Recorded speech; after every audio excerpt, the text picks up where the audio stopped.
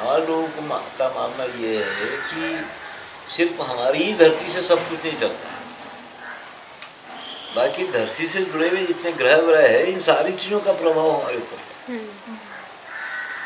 वो रहता है। उसको वो लोग समझ लिए थे,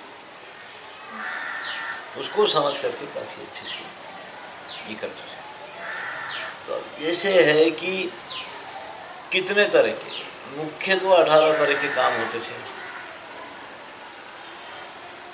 18 तरह के काम होते थे। और उसके बाद फिर हर काम की अपनी 12-12 उपजातियाँ होती थी। जैसे चमड़े का काम, चमड़ा निकालने वाला कोई,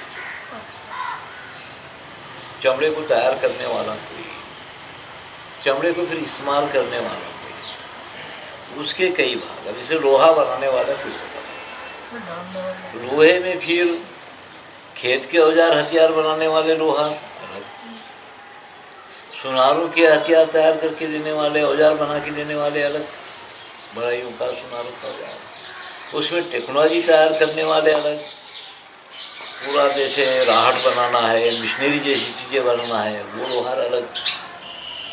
कुछ लोहार ऐसे होते थे जो कैंची वस्त्र बनाते थे, कैंची और वस्त्र ही उनका बनाना काम था, उसके मास्टर कैंची बनती थी। हाँ कैंची बनती थी, कैंची बनती थी, सरोता बनता था।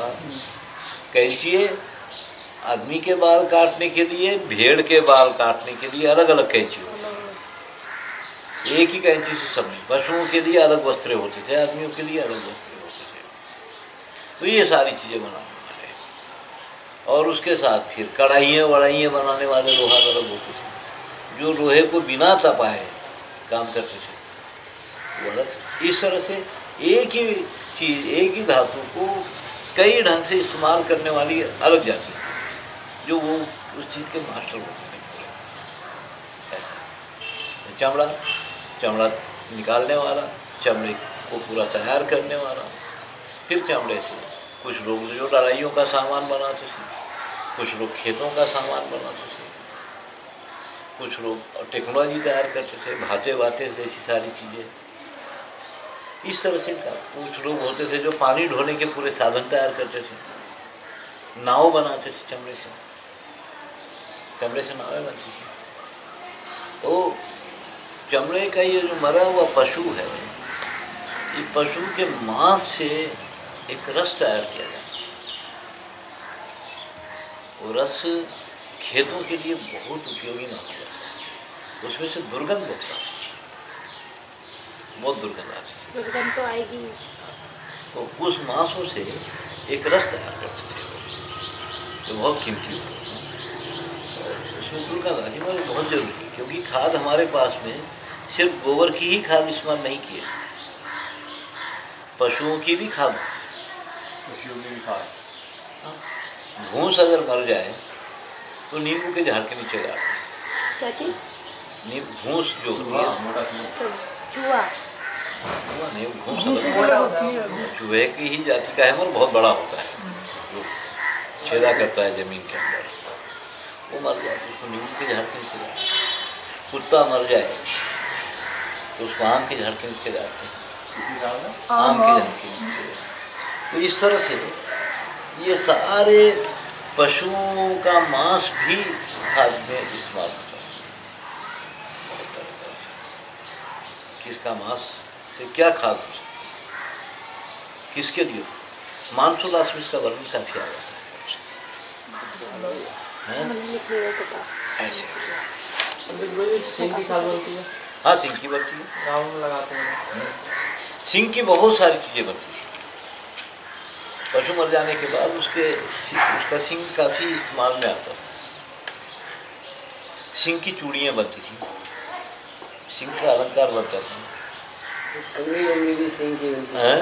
कंगी वगैरह बालों की। कंगी वगैरह सब सिंह की बनती थी, बहुत सारी चीज़ें सिंह की बनती थी। और सिंह कहीं ढेर करके रखा हुआ है तो उसमें से एक रस निकलता है, दिखने में बड़ा बुरा होता है ना, वो रस निकलता है सिंह में से, उसकी दवाइयाँ बहुत तरह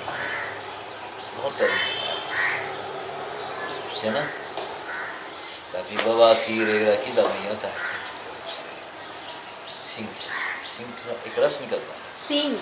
हाँ, जानवरों का जो सिंग होता है गेंडे के सिंग से भी, हाँ? गेंडे के सिंग से भी तो करते हैं आप।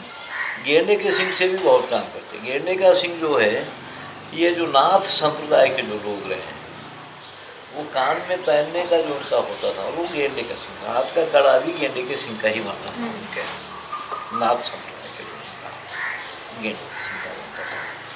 ये सिंग बहुत भांति भांति के सिंगों को इस्तेमाल करते थे, वाद्य बनती थी और बहुत तरह की कंघियाँ बनती थी। अभी तक एक समाज रहा है जो कंघी बनाने वाला रहा है, तो वो कंघी जो बनाता है तो उसके अंदर तेल भरा जाता है कंघी में, वो सर में घुमाएंगे तो अपने आप तेल सर में उतरता है सर में तेल उतरता है, ऐसी कंघी बनाना कंघी है। वो सर में अलग से तेल लगाने की जरूरत नहीं, वो अपने आप सर में तेल खोपड़ी में उतरता है। उसमें खत्म हो जाता होगा, फिर दोबारा भरना पड़ता वो होगा। भरते रहते हैं ना ऐसा, तो वो बालों की जड़ में पहुंचेगा सीधा। हाँ, तो इस तरह से कंघियाँ बहुत बनती थी। जुएँ निकालने की कंघी अलग होती थी, लीख निकालने की कंघी अलग होती थी, पशुओं पे घुमाने का कंघा अलग होता था, घोड़े पर वाले पर जो घुमाया जाता था है ना। आओ, ये सब बहुत सारी चीज़ें बनती थी सिंह की। सिंह का बचा हुआ जो चूरा होता था वो कुम्हार लोग ले जाते थे, कुम्हार लोग अपनी भट्टी में उसको इस्तेमाल करते थे। वो चूरे, वो जो काला बर्तन जलाया जाता है उसमें उसको इस्तेमाल करते हैं। तो हमारे पास में कोई चीज़ बेकार नहीं मानी जाती थी, वेस्ट नहीं मानी जाती थी। हर चीज़ का कोई ना कोई उपयोग होता था। हम लोग एक बार काफ़ी अध्ययन किए कि ये जो मल होता है, टट्टी होती है, किसका मल किसके काम में आता है देखा जाए।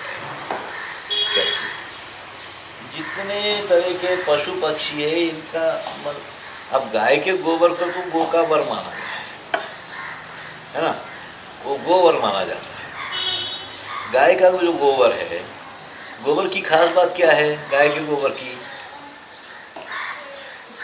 घर की लीपा करते हैं। क्यों उसी को वहाँ तो आदमी अपने आप को इतना श्रेष्ठ मानता है, इसकी टट्टी से भी तो लीपा जा सकता है ना ये तो सबसे ज़्यादा श्रेष्ठ माना जाता है ना, अपने आप को मानता भी है ना, तो इसकी टट्टी किस काम में आती है तो गाय के गोबर की खास बातें क्या होती है कि गाय के गोबर का कभी टेम्परेचर बढ़ता है या घटता नहीं,